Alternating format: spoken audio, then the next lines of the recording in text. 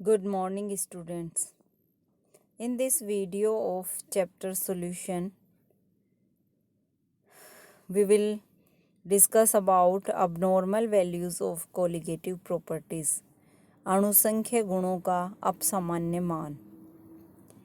इस chapter solution में हम वेरियस कोलिगेटिव प्रॉपर्टीज़ जैसे कि वाष्प दाब अवनमन, परासरण दाब, elevation in boiling point, depression in freezing point आदि के बारे में पढ़ चुके हैं।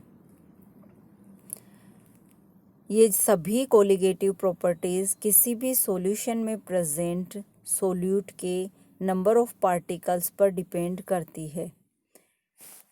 लेकिन यदि कोई सोल्यूट पदार्थ नॉन इलेक्ट्रोलाइट होगा तो उसके डिज़ोल्व करने पर सॉल्यूशन में अणु संख्या गुणों के मान में नॉर्मल या थ्योरेटिकल वैल्यू के अकॉर्डिंग चेंजेस होंगे। लेकिन सदैव जो सोल्यूट सब्सटेंस है वो नॉन इलेक्ट्रोलाइट ही तो नहीं होता, कभी कभी वह सोल्यूट इलेक्ट्रोलाइट नेचर का हो सकता है। अर्थात उस सोल्यूट को जब सॉल्वेंट में डिज़ोल्व किया जाता है तो वह एक ही अणु अनेक टुकड़ों में टूट जाता है, छोटे छोटे कणों में वियोजित हो जाता है और विलय कणों की कुल संख्या अब विलयन में नॉर्मल से अधिक हो जाती है। इसी प्रकार कभी कभी यह भी हो सकता है कि सोल्यूट को सोलवेंट में डिज़ोल्व करने पर उसके दो या दो से अधिक अणु संगुणित हो जाएं, फ्यूज्ड हो जाएं और एक बड़ा अणु बना लें। तो ऐसी स्थिति में सोल्यूट के अणुओं की संख्या विलयन में परिवर्तित हो जाएगी और वह सामान्य की तुलना में कम हो जाएगी। इस प्रकार अणुसंख्य गुणों के प्रेक्षित मान सामान्य मानों से डिफरेंट हो जाएंगे। इन वैल्यूज़ को ही हम अबनॉर्मल वैल्यूज़ कहते हैं। इन अबनॉर्मल वैल्यूज़ को रिप्रेजेंट करने के लिए एक फैक्टर दिया गया था वॉन हॉफ के द्वारा, जिसे वॉन हॉफ फैक्टर के नाम से जाना जाता है। वॉन हॉफ के तनु विलयनों का सिद्धांत तब तक ही सही है जब तक कि विलयन में अणुओं के प्रकार में किसी भी प्रकार का परिवर्तन नहीं होता। मीन्स सोल्यूट को सोलवेंट में डालने पर सोल्यूट के मॉलिक्यूल्स का ना तो एसोसिएशन होता है और ना ही डिसोसिएशन होता है। मीन्स सोल्यूट एक नॉन इलेक्ट्रोलाइट टाइप का हो। वॉन हॉफ समीकरण के अकॉर्डिंग अगर वह नॉन इलेक्ट्रोलाइट नहीं हुआ, इलेक्ट्रोलाइट हुआ, तो अणुसंख्य गुणों में अपसामान्य व्यवहार प्रदर्शित होगा। और इस अपसामान्य व्यवहार को स्पष्ट करने के लिए वॉन हॉफ समीकरण में एक फैक्टर दिया गया जिसे वॉन हॉफ फैक्टर कहते हैं और इसे हम आई से रिप्रेजेंट करते हैं। ये निम्न प्रकार है: pi naught V equals to INRT, जहाँ पे पाई नोट ऑब्जर्व्ड या प्रैक्टिकल ऑस्मोटिक प्रेशर है। यदि कणों की संख्या में कोई परिवर्तन नहीं हो, अर्थात विलय का विलयन में ना तो एसोसिएशन हो और ना ही डिसोसिएशन हो, तब वॉन हॉफ इक्वेशन को इस प्रकार से लिखा जा सकता है: pi T V equals to NRT, जहाँ pi T theoretical osmotic pressure है।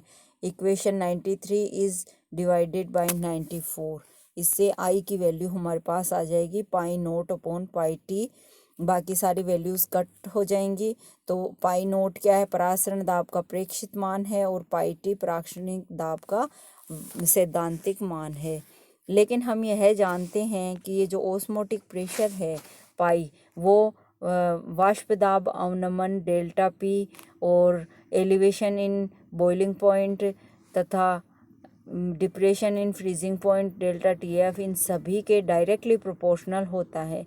इसलिए हम इक्वेशन 95 में इन सभी को भी ऐड कर सकते हैं। तो i equals to pi naught upon pi T, delta P naught upon delta P1, delta TB naught upon delta TB1, delta TF naught upon delta TF1 लिख सकते हैं। चूँकि हम यह जानते हैं या देखते हैं कि उपरोक्त सभी प्रॉपर्टीज़ कोलिगेटिव प्रॉपर्टीज़ हैं, अतः ये प्रॉपर्टीज़ कणों की संख्या पर डिपेंड करती हैं तथा कणों के संख्या के समानुपाती होती हैं। अतः हम ये कह सकते हैं कि I इक्वल्स टू अणुसंख्या गुण का प्रेक्षित मान अपॉन अणुसंख्या गुण का सैद्धांतिक मान, या फिर हम इसे यह भी कह सकते हैं विलेय के कणों की प्रेक्षित संख्या अपॉन विलेय के कणों की सैद्धांतिक संख्या। अतः किसी भी कोलिगेटिव प्रॉपर्टी के प्रेक्षित एवं सैद्धांतिक मानों का अनुपात ही वॉन हॉफ फैक्टर कहलाता है, I कहलाता है। कोलिगेटिव प्रॉपर्टीज़ विलेय के अणुभार के व्युत्क्रमानुपाती होते हैं, अतः हम यहाँ पे यह भी कह सकते हैं कि I will be equals to MT observed value upon M note प्रेक्षित मान। विलेय के अणुओं का वियोजन और वियोजन की मात्रा की गणना किस प्रकार से हम कर सकते हैं, कौन कौन से सोल्यूट्स का डिसोसिएशन होता है और उनकी कैलकुलेशन किस प्रकार से की जा सकती है।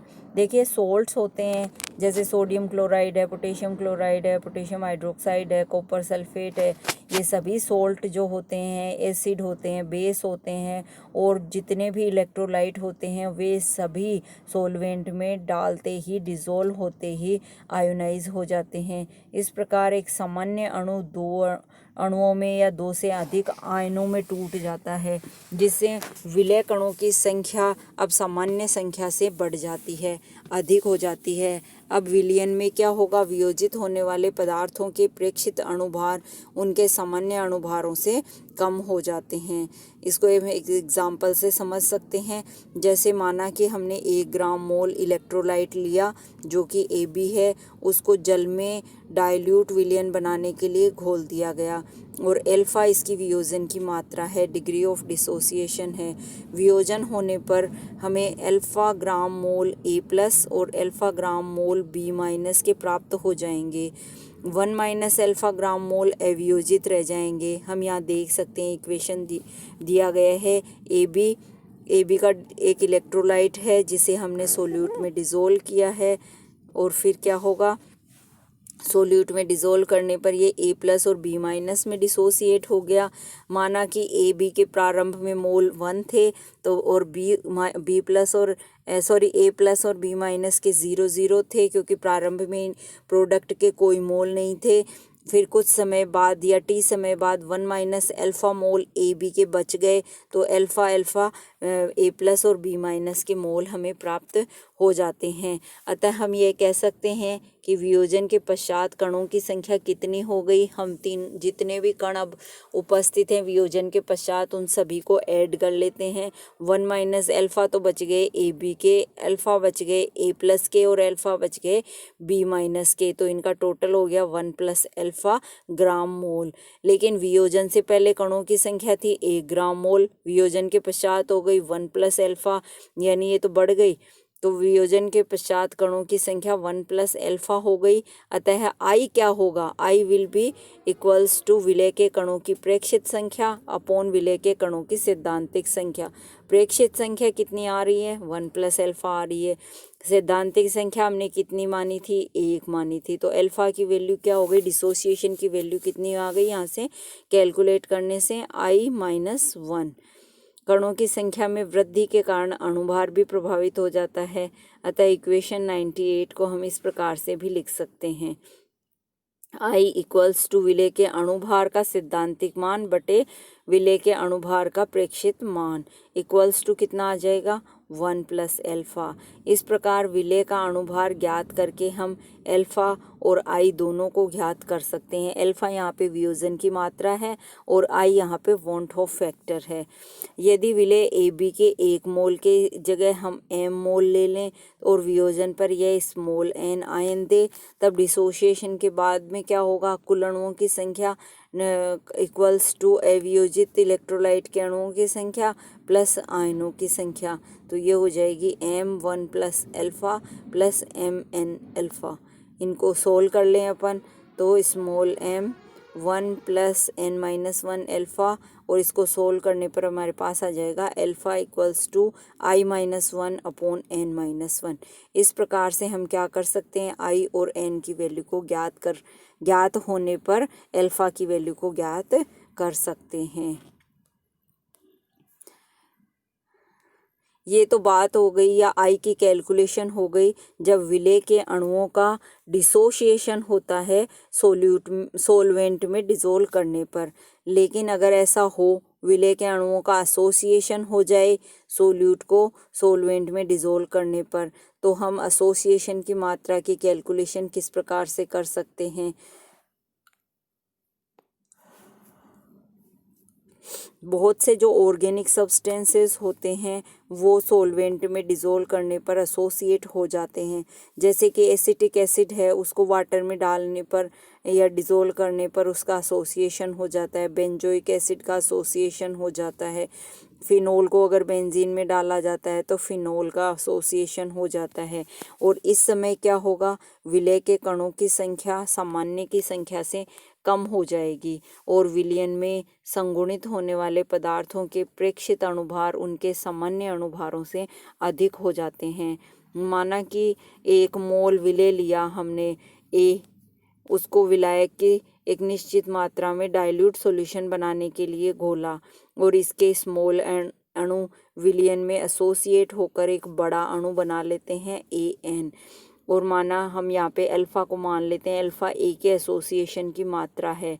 तो अगर अणुओं की वह भिन्न है तो संगुणित होकर बड़े हुए अणु बना देती है। जैसे कि स्मॉल n यानी A के n अणु मिलकर के AN में कन्वर्ट हो जाते हैं।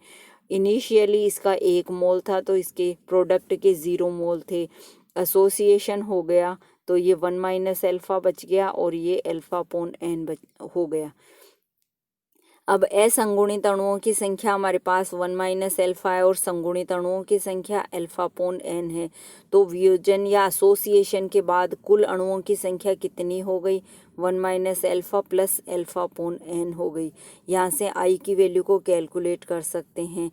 विलेय कणों की प्रेक्षित संख्या अपॉन विलेय कणों की सैद्धांतिक संख्या।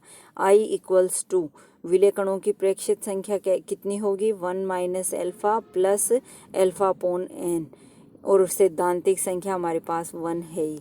आई इक्वल्स टू विलेय के अणुभार का सैद्धांतिक मान अपॉन विलेय के अणुभार का प्रेक्षित मान। 1 - अल्फ़ा प्लस अल्फ़ा/n अपॉन 1, प्रेक्षित मान यहाँ पे 1 है।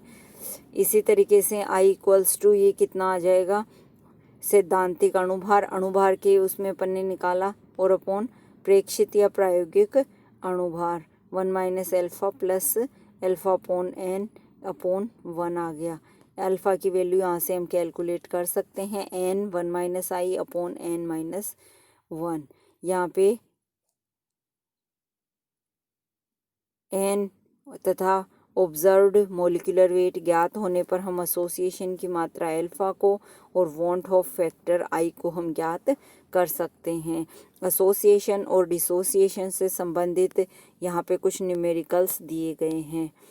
इसी के साथ यह सॉल्यूशन चैप्टर हमारा कंप्लीट होता है। नेक्स्ट वीडियो में हम फिज़िकल केमिस्ट्री के नए चैप्टर को स्टार्ट करेंगे। Thank you.